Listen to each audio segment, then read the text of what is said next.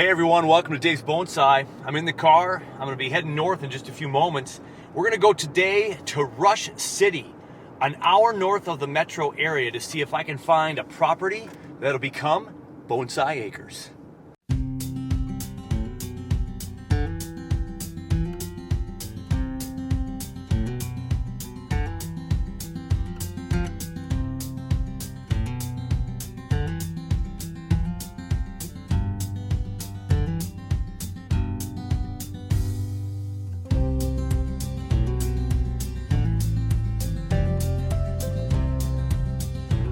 Welcome into the front seat of my Toyota Highlander, everyone, as we just head north on 35 to do what many people do in Minnesota. We head up north. In my search for land for Bonsai Acres, I haven't found a whole lot south of the metro, but if you know anything about Minnesota people, we head up north. We go up to the cabin. So as I look for property for Bonsai Acres, we're again heading north on 35. So just about 30 minutes past the metro area, you leave Forest Lake, and then you're finally getting onto the road where you look like you're heading up north. The metropolitan suburban areas and beyond have sprawled out so far that you do have to go 30 minutes before you actually feel like you're heading up north. Rush City, less than 15-20 more minutes on this stretch, and we'll be hanging a right already. Got about 5-6 miles before the Rush City exit. The sun has come out, beautiful blue skies. Rush City incorporated in 1874. There's about 3,300 people in this small town. And this piece of property is on the southeast corner of where the residential stuff stops. So my one little question mark on this piece of property is it's right next to a neighborhood. But it's 5 acres. I'm looking for 5 to 20 acres in my search. The further north I go, the more I'd be able to afford the 20. The further south towards the metro, thus 5 acres only an hour out of town, seems to be in that same price range. So as I pull on one of the roads leading to a side road to get to the land, I do remember from my Hunter's app that there's a neighborhood just to the left of the property. It's where those tall trees are. And it goes down that direction. Now it's 5 acres. I gotta walk it to see how far and where the post is. But that's the distance from across the field, the farmer's field, where I believe there's beans planted. Let's get closer. So the turn-in road to the land is a dead-end road, which means it's only accessible to those who have land here, so that's nice. And that's not the corner of the property. The property is actually over there. You have to walk to the property. There's an easement, so I have to figure out if I'd have to be able to build a road there to get to the property, but right now I have permission to walk through. So I've parked the car and there's the for sale sign, and this is quite humorous. I was told by the agent to not step on the beans when I go out there. And look where the sign is, right next to the edge. And there's trees overhanging, and where am I to walk? And if this is property that's going to work for me, where's the driveway going to be? If the beans go right up to the forest? All questions that need to have an answer. So as I walk in, I'll show you a picture of my tracker app. This Hunter app is where people look to find land to hunt on, and I use it to look at land. And you can see I'm tracking my way in, walking along the bean field, heading towards the property. We're looking for a stake with an orange flag on it, and we'll know we're there. And a few hundred feet in, and here we are. So, orange marks the spot. I mean, really, it could be a lovely place. But how do I get in? How do I drive in? With a car and equipment. I did see on some of the pictures there was a pond on the edge of the property. And there's the pond. Just scared up some mallard ducks. Oh, there goes some mothrons. Yep. So that thick area is where the pond was back there. Right up in there is the hole where the pond is. And it's got this long weedy stuff here. And there's this kind of like river between the farm property here. And there's more farm. And that's still technically the land for several hundred more feet. So I don't know if that's any easier access than where I'm at, but I have to find a place to cross the swamp to get there. So as I continue along the edge of the forest and the bean field, got some great bean crops here, huh? It kind of means, privacy, in a way. I'm coming to the edge of the property here, and I want to walk the perimeter, so I know exactly like what kind of box I'm in. And so according to my app, I have to take a right pretty quick here. And now I'm starting to see light of day where the neighborhood is. So this is the spot. So this is kind of like a corner post of the property. A nice multi-clump tree there, eh? Yeah. You can't see anything. You can kind of see through to where the neighborhood is over there. And it looks like there's more water in there. So water separates the neighborhood from the property. So that's kind of cool. The water's right in there. We'll have to get a closer look at that. So taking a look at my tracker app, I've gone just past the border here of the property. And so again, there's water all through there, all behind me. And then it's the neighborhood. Now, as I backtrack, what I've noticed so far is it's really wet in here. It's pretty mucky, although we just had rain yesterday. And it's the rainiest spring we've had in a long, long time. But it's a pretty thick forest. I would have to do a lot of clearing out in order to make some Bonsai Acres happen. And I just don't know if the land is high enough to be dry enough to do what I would want to do out here. But I'm coming into kind of a clearing in here, which is kind of nice. As I spin around for you. It's a little bit more open back here. And right now, there are a ton of mosquitoes. So we're gonna keep walking. I did spray before I walked in here. We're gonna keep exploring. Now I can't stand and talk very much because the mosquitoes are absolutely crazy right now, but there's the waterway and it comes in here, so very swampy. That kind of cuts the property in half right here. Let's keep walking. The mosquitoes are really heavy. I'm at the edge of the property. Big tree there. Really nice. And this is where we can see through the forest there. About 100 yards is neighbor. But this would be the edge of the property, this tree line right here. We're still getting bombarded with mosquitoes, so we will keep walking. Some nice big old trees in there though. So I just walked out of the southeast corner and the mosquitoes have kind of gone away. Okay, the mosquitoes be enough to keep you away from there. Holy cow, there's still some buzzing around my camera. And as I walk back towards the car, here is the orange stake right there. So we've got about 300, 400 yards to the car. I'm gonna mark it off now with my feet. And we've got this big swoop around of that swampy area and that wet section. Every piece of ground in there was wet, but it's probably because of the rain. So I'm gonna walk back to the car and we'll assess some of the pictures I took. About 250 yards to the orange stake. And so this property to the orange stake, 250 yards, is not mine, wouldn't be mine, it's the neighbor's. And again, there's an easement somewhere. This would have to be made into an easement. Farmer's land, their land, can I build a driveway? 250 yards, so round that to 300. 300 yards, which is 900 feet. Let's round that to 1,000 feet. And we got a road that's maybe 10 feet wide to make easy math. 1,000 times 10 feet, 10,000 square feet. I priced out online how much it would cost to put in a gravel driveway. With setup and everything, it's about $3, $1 to $3 per square foot, which includes prep, I believe.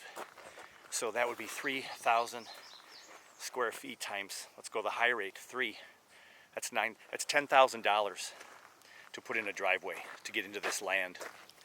That is not turnkey available. So I'm back in the comfort of the car because, well, the mosquitoes, although I did spray, and once I got out of the woods, they kind of left me alone. Changed my shirt, it was getting a little hot with the long sleeve shirt, but I wore long sleeve shirts, long pants to keep the bugs at bay, and that really was beneficial. Wow, the mosquitoes in there. Now, you have to imagine I would clear out a good chunk of that center part of the property or a couple pieces of it. I would be clearing out to grow some pine trees in there and some various trees. But very, very muddy. You know, we just had rain. We've had a lot of rain this spring, so this is a good time to walk into a forest and be like, hey, how wet is it going to be in your wettest season? But I'd want to see if that dries out in there. I definitely couldn't put a greenhouse with a thermal battery in there. I'd have to build the greenhouse up and bring dirt in to have that insulation because of that creek that runs through the middle into that pond. We're just low land here, and this is going to be very, very wet, I would assume, down low. So we couldn't dig very deep, if at all. It's a very flat property, no hills really, not a lot of peaks and valleys, so it's pretty flat. And so, but if I cleared out some of the brush and cleared out some trees, get some sunshine in there to dry things out, potential. But I didn't fall in love with it. Some great trees in a couple of areas, a lot of clearing out to do.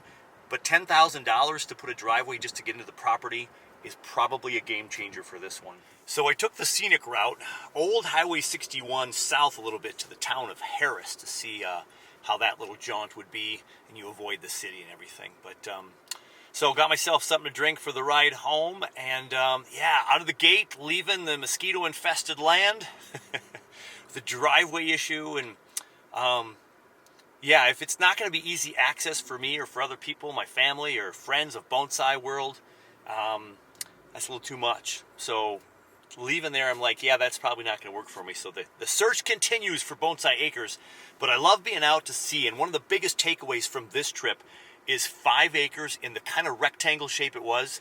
That's great. I can get by with 5 acres. If I could find 10 or 15 that's affordable, the more the merrier. More privacy, more secluded.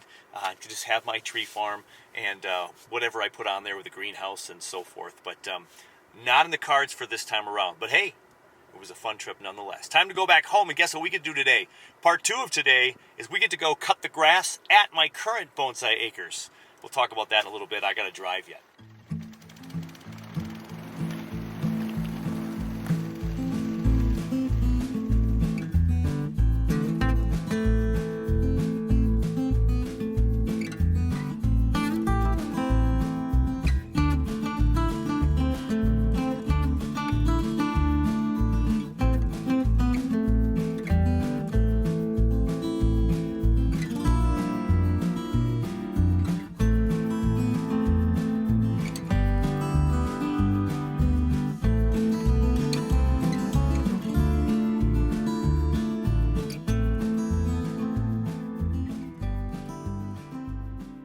North and south has been trimmed from the lawnmower, and now I'm with some red pines.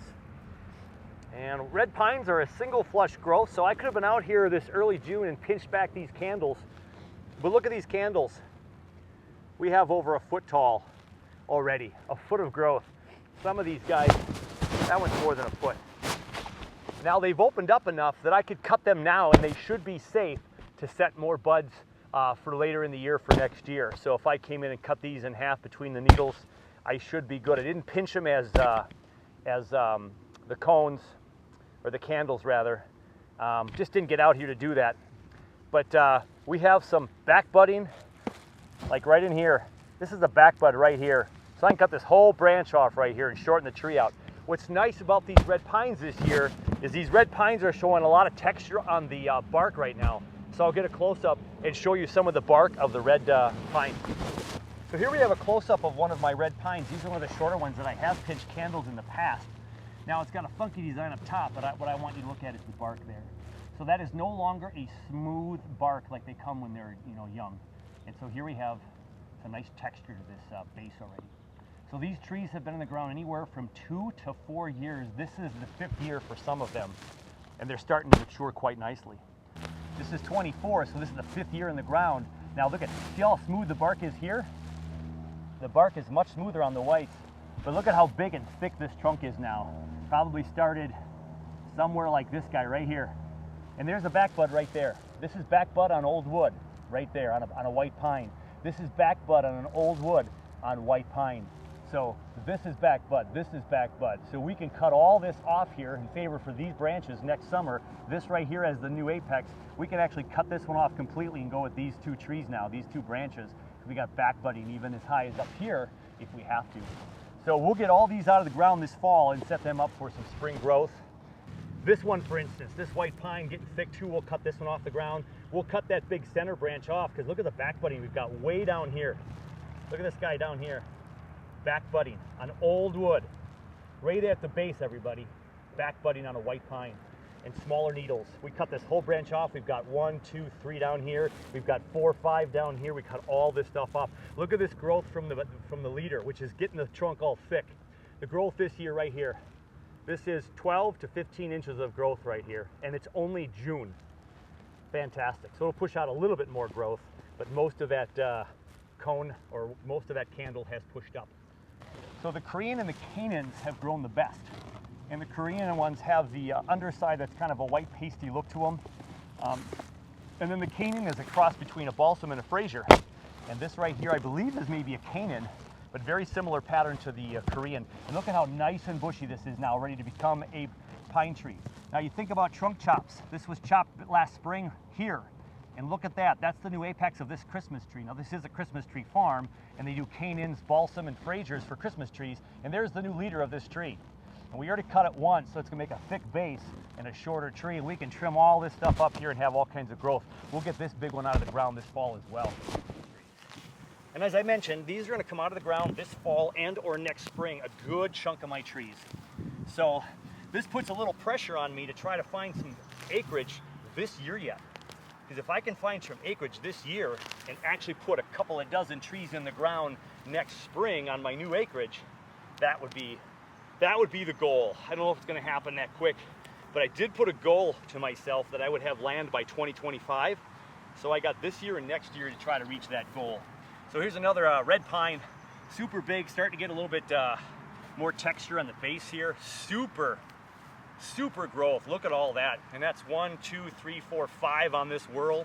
But there's a branch down here, got this funky branch back here with 4 more buds. And looking for some more back budding here. We'll have to hope this one back buds a little lower, otherwise it's getting a little long. But this down here is even new growth right here. There you go. Back bud right there, back bud right there. When this is old enough, we cut off a majority of these, leave one up here maybe, leave this small one, cut these big ones off, and these 3 will take over.